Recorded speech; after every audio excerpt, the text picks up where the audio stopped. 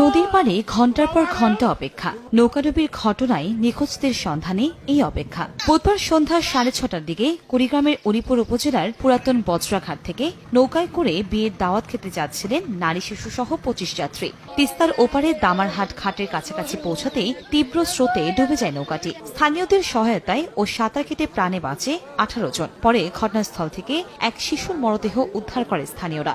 উল্টে যাচ্ছে মানুষগুলো মনে করেন যে খালি দাবাইতেছে, হাত তুলে তুলে দাবাইতেছে, বাঁচবার কোনোই নাই। 8 থেকে 10 ফিট পানি এরকম হবে, কিন্তু বালু এখানে যে আকটি থাকবে এরকম নয়।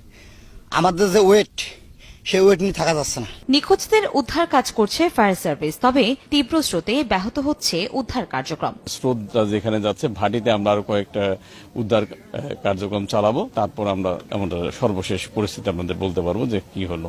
স্থানীয়রা জানায় 10 থেকে 12 জনের ধারণ ক্ষমতার নৌকায় 25 যাত্রী ওঠায় ডুবে গেছে নৌকাটি।